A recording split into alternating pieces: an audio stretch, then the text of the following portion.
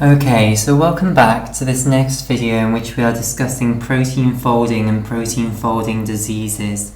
Okay, right, so we've just been looking at Fabry disease, which is an example of a lysosomal storage disease, okay, and several forms of Fabry disease are caused by mutations in the alpha-galactosidase A gene, which cause that protein to then misfold, and either the loss of function is then produced by the fact that the misfolded protein actually cannot catalyze the reaction anymore, or it's because the misfolded protein would actually work, but it's recognized by the quality control mechanisms of the cell and then hence targeted for degradation, so it can't actually catalyze the reaction because it's been destroyed basically.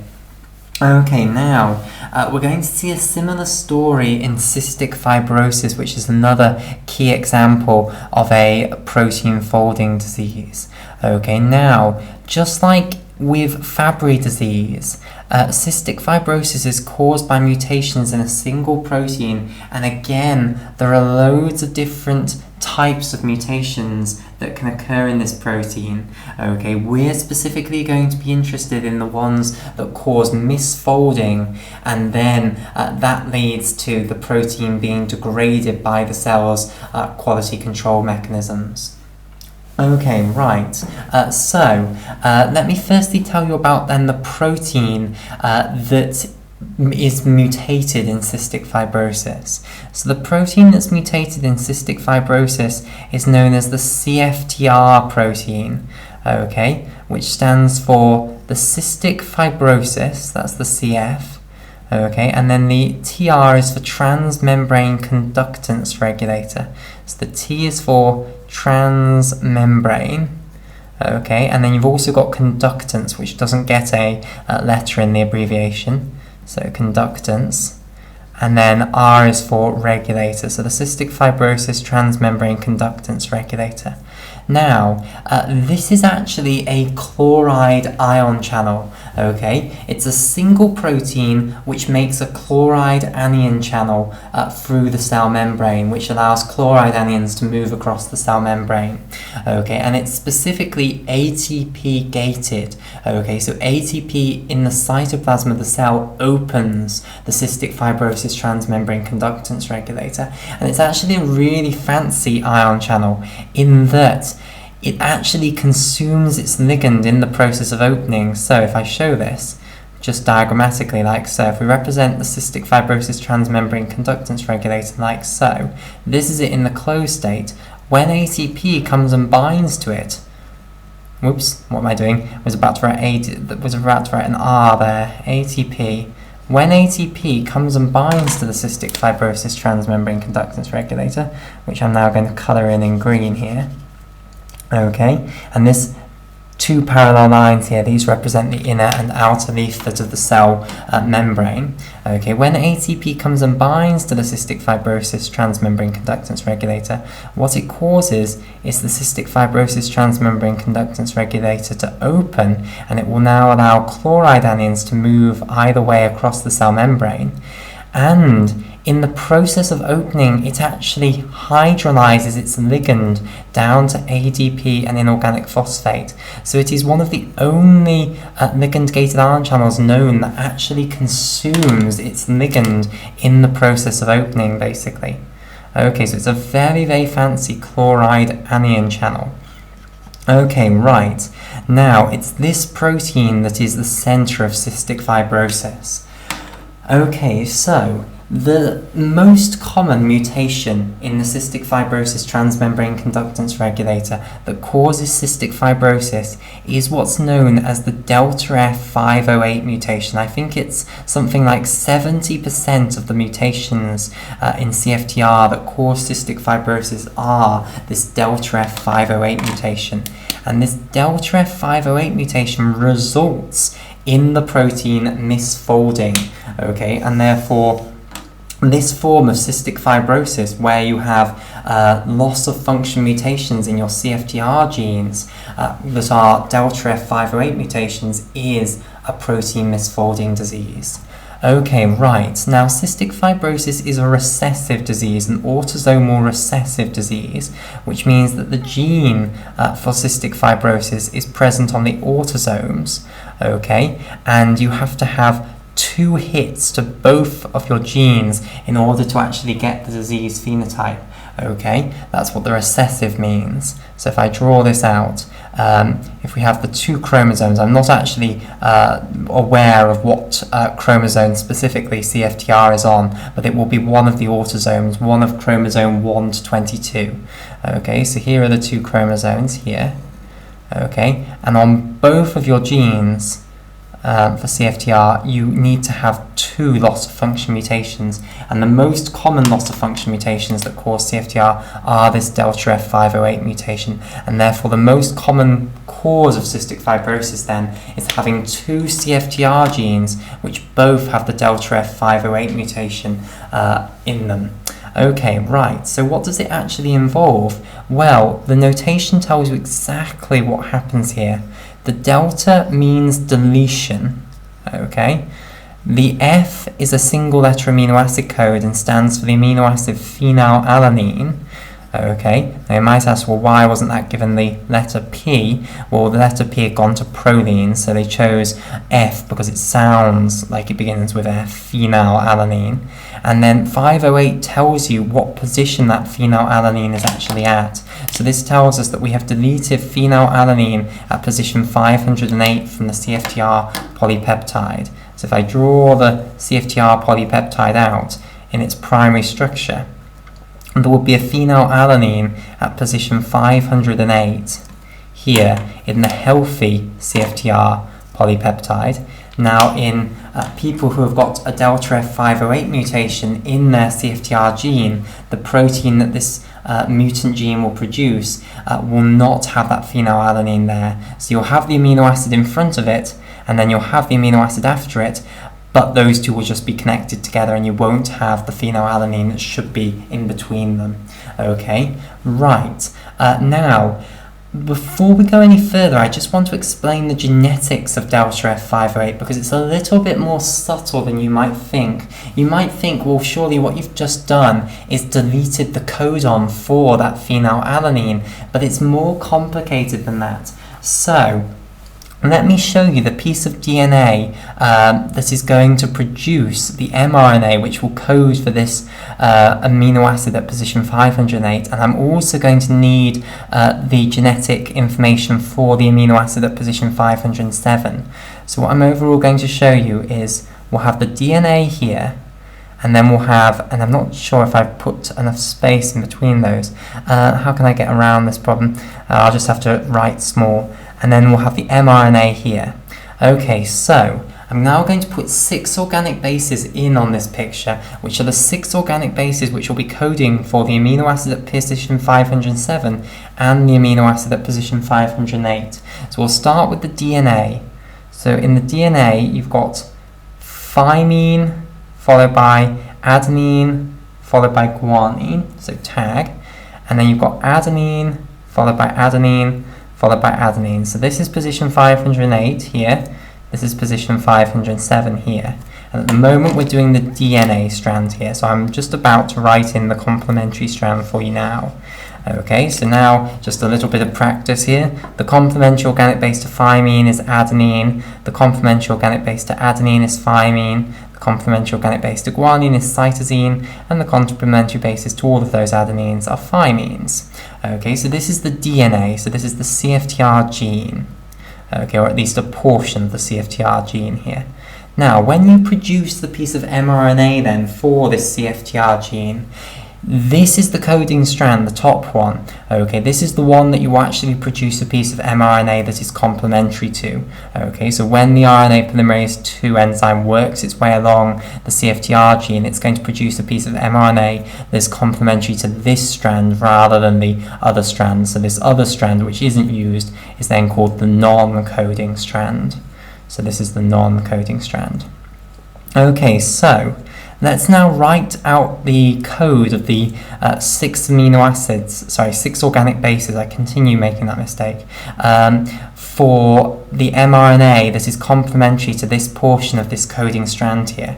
So let's start here. So the complementary organic base to thymine is adenine. Okay, the complementary organic base to adenine would be thymine, but remember we're talking about RNA here, so it needs to be uracil. Okay, then cytosine, and then uracil, uracil, uracil. Okay, replacing those three thymines there. So this is our mRNA here.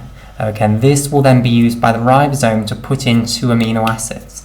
Now, what is the amino acid for AUC? Well, the amino acid for that is isoleucine, single letter code I, and UUU then codes for the phenylalanine. So I'll just write out I is for isoleucine, the amino acid isoleucine. Now, basically, you might think that the genetics of this delta F508 mutation is simple.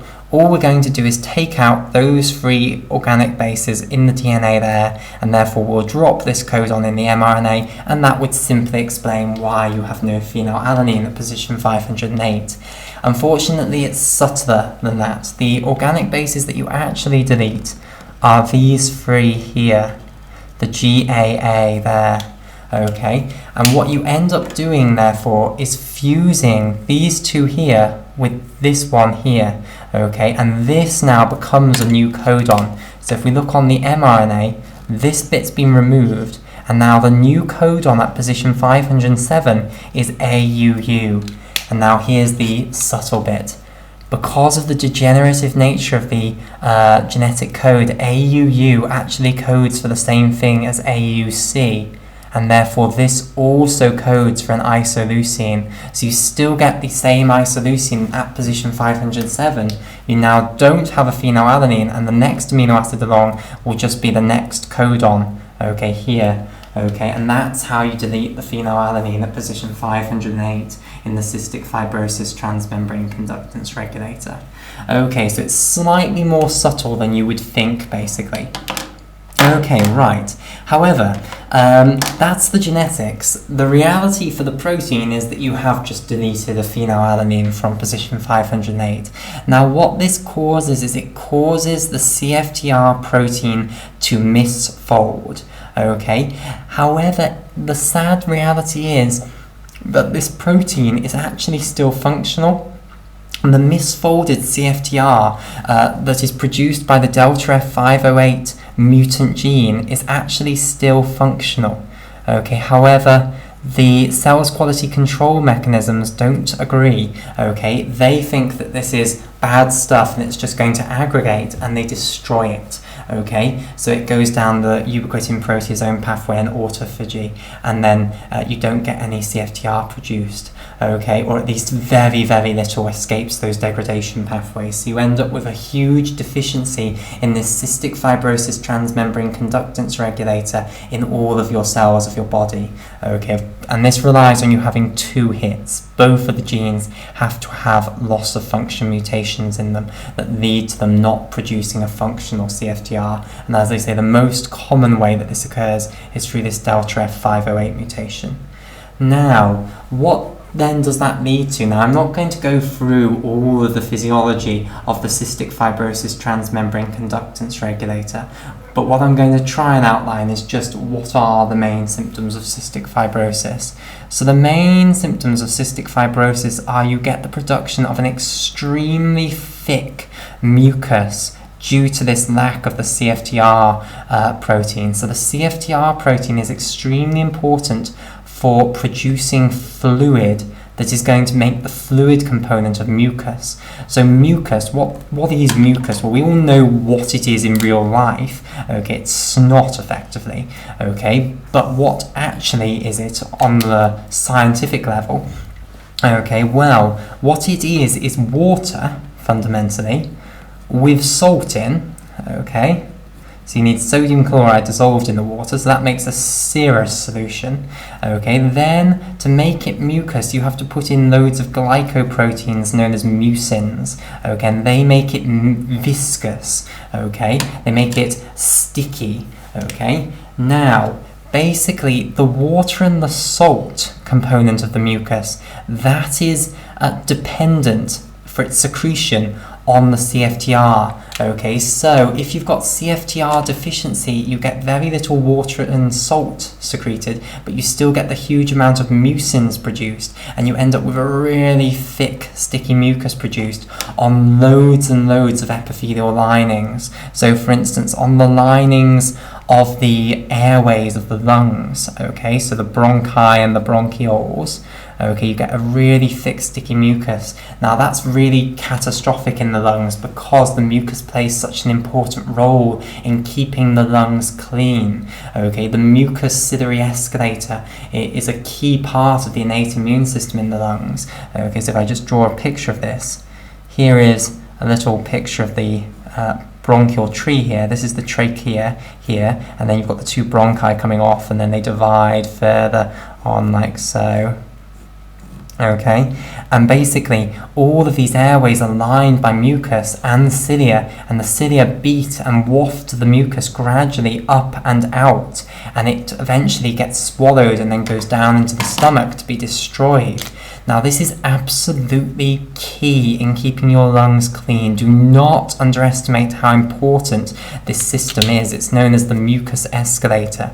Okay, bacteria and other pathogens and just general dirt get trapped in the mucus, okay, and then get wafted up and out basically to be destroyed in the stomach, okay, and that's how you keep the lungs clean. That's the main way in which you keep the lungs clean and free of infections, or at least one of the main ways, okay. It's not T cells and B cells that keep your lungs free of infection, it's the mucus escalator, okay. Now, if this mucus is no longer clearable because it's really thick and sticky and the cilia just can't, they'll try their best but they just can't move it, then it remains static in here, and now what happens is the bacteria are breathed in, they get stuck in the mucus but it's not going anywhere now, so they make themselves at home and you get infections in the airways, and this leads to severe respiratory symptoms, and eventually it leads to so much of the lungs being damaged that it can lead to respiratory failure, and that's one of the key ways that people with cystic fibrosis die. Okay, right, so that's what happens in the airways then. You get a similar thing occurring in the pancreas. Okay, and I might put this over here.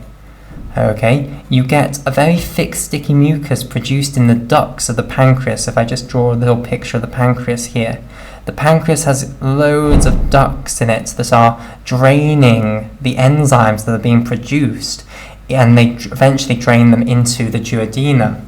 Okay, now these ducts are lined by mucus, and again, if you get a very thick, sticky mucus produced, what can end up happening is you can end up clogging these ducts with the thick, sticky mucus. Okay, and that traps the enzymes within the pancreas, and that leads to the production of cysts within the pancreas. Okay, and eventually what happens is the pancreatic tissue starts to be destroyed and replaced with scar tissue, and the fancy word for scar tissue is fibrosis, and that's why cystic fibrosis is called cystic fibrosis, because of the cysts and the fibrosis that are seen within the pancreas. And it used to actually be called cystic fibrosis of the pancreas. Then we realized that there were loads of other associated pathological features, and therefore renamed it just cystic fibrosis. Okay, right. In addition to the actual problems in the pancreas, the lack of the enzymes going into the intestine means that you no longer are capable of digesting your food properly, and that leads to malnutrition. Okay, so people with cystic fibrosis, children generally, they have failure to thrive because of the malnutrition, so they generally end up very small because of malnutrition, because even though they're eating, they just can't digest the food properly.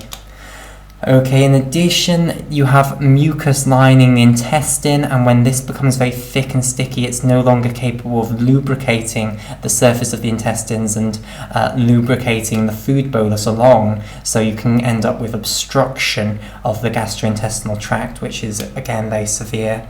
And the other major symptom that I just want to mention is what's known as congenital bilateral absence. Whoops, missed off one letter. Let me write that again. Congenital bilateral absence of the vas deferens. the VD. And of course this is only in boys because girls don't have a vas deferens. So the vas deferens is the tube that leads from the testicles, or rather specifically to get the anatomy right, from the epididymis to the back of the prostate gland, basically, where it drains into the prostatic urethra.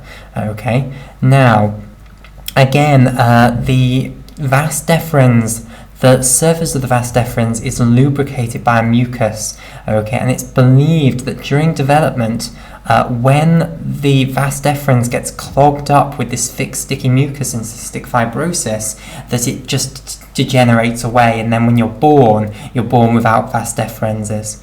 Okay, so congenital bilateral absence of the vas deferens, and it's usually abbreviated down to CBAVD. Okay, and that leads to infertility in boys. Although it's worth adding that the testicles actually are fine, and you can isolate sperm from the testicles if the boy does want to have a baby. Okay, but he can't have a baby without in vitro fertilization. So infertile without modern medical intervention. Okay, right.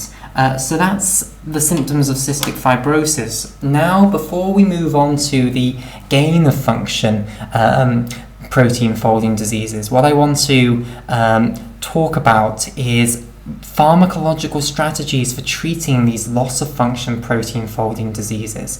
Okay, so both of the ones that we've seen, Fabry disease and cystic fibrosis, they can be caused by problems with the folding of proteins. Now, there are certain strategies that we can use to deal with these, okay? Now, one of the key ones is what's known as a pharmacological chaperone. Okay, so what is meant by a pharmacological chaperone? Okay, a pharmacological chaperone, which is often just abbreviated down to a PC, okay, is a molecule that is capable of binding to a protein and stabilizing it in the native conformation. Okay, so if we have our protein folded up in some incredible way, a pharmacological chaperone is a little drug that can bind to this and stabilize that native conformation and keep the protein in that native conformation. So it's a molecule that stabilizes the native conformation. Okay, so the idea is, if we have these forms of Fabry disease and cystic fibrosis that are caused by proteins misfolding, what if we could create drugs that would help those proteins fold correctly, basically, okay, that would bind to the proteins and help them to fold into the correct conformation? That is the idea behind a pharmacological chaperone. Okay, it's still a long way off actually being realized yet, but that's the aspiration, that why don't we try and create drugs that bind to these proteins and hopefully help them to fold into the correct conformation and therefore cure these diseases. Okay, the other potential way that we could help to deal with these loss of function protein folding diseases is through what are known as proteostasis modulators. Okay, so let me also outline what a proteostasis modulator is. So, this works best for the delta F508 mutation as far as explaining it is concerned. Okay, we saw how in the delta F508 mutation of cystic fibrosis, the protein that you produce isn't actually that bad. It folds and it would be functional if it just wasn't destroyed by the cell's quality control mechanisms. So why don't we try and inhibit that portion of proteostasis? Why don't we try and inhibit the degradation mechanisms?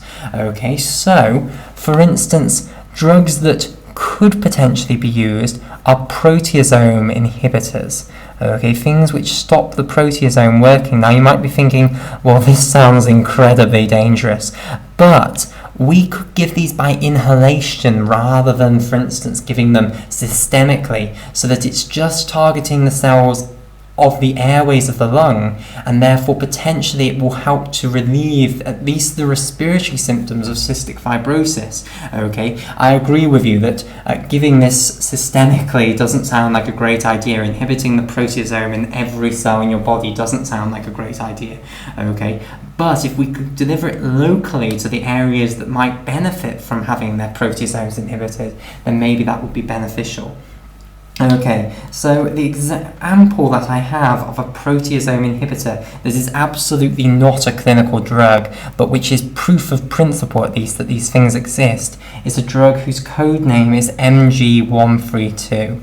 Okay, right, so that's a proteasome inhibitor. There are other examples of proteostasis in modulators, okay, and these modulate other portions of proteostasis. Okay, so another drug that I'd like to draw your attention to is a drug known as senastrol. Okay, so senastrol.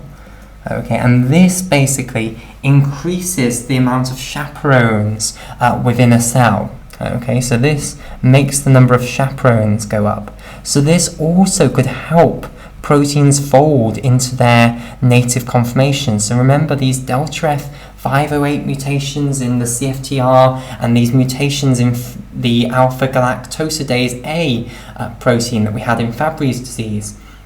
These potentially they can fold into the native protein conformation if they're given enough help in the form of chaperones. Okay, so if we upregulate the amounts of chaperones within the cells, then maybe they'll help the protein to fold into its native conformation. Okay, so senastrol is an example of a drug that increases the expression of chaperones within a cell. Okay, now again, it's absolutely not a clinically used drug. It's very, very dangerous.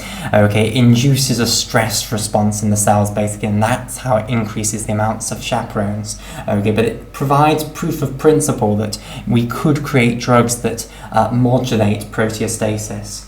Okay, right. So we'll call it there for this video, and in the next video we'll turn our attention to the beginnings of looking at the gain of function protein folding diseases.